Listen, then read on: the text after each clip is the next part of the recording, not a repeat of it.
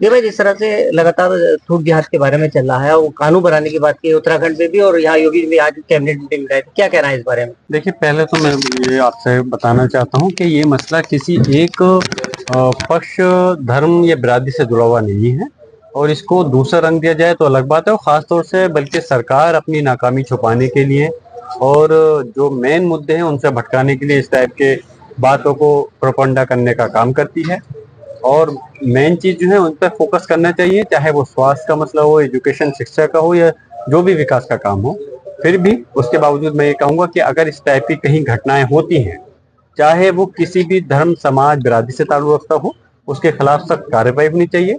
सिर्फ प्रपंडा कर कर करके अपनी राजनीति रोटियां नहीं, इस इन चीजों पे सीखनी चाहिए। सर, गिरिराज जो है तो केंद्रीय मंत्री, उन्होंने कहा कि पाकिस्तान चले जाते अच्छा होता, और हम लोग बट रहे हैं इसलिए विवाद चल रहा। मैं ये कहूंगा कि ऐसे लोगों को सरकार में बने रहने का कोई हक नहीं है।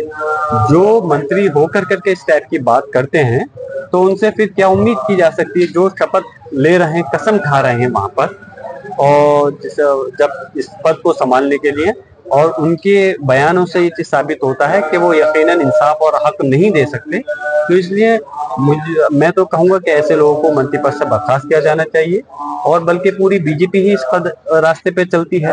सब तो सरकार को वैसे तो बने रहने का हक नहीं है, लेकिन फिर भी अब जब जनता के द्वारा बनाई सरकार है, तो लेकिन जो इस टाइप की मानसिकता वाले लोग हैं, उनको यकीनन सरकार से बर्खास्त करना चाहिए और सरकार में नहीं रहना चाहिए। सर, अभी कई जगह पर विवाद हुआ है, उसको देखते हुए क्या कहते हैं कानून व्यवस्था के लिए? कहाँ का?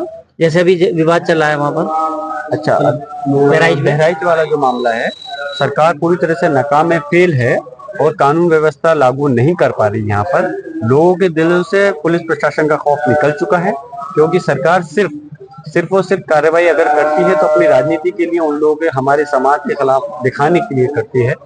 और अगर इंसाफ और हक से काम करती तो शायद इस टाइप की घटनाएं नहीं होती। और जो घटनाएं हुई हैं, तो इसमें मैं यही कहूंगा, मांग करूंगा कि एक तरफा कार्रवाई नहीं होनी चाहिए, कि ये जो घटना हुई है क्यों हुई है, इसकी पहले जांच सही तरीके से हो, और उसके बाद ही जो भी दोषी पाया जाए।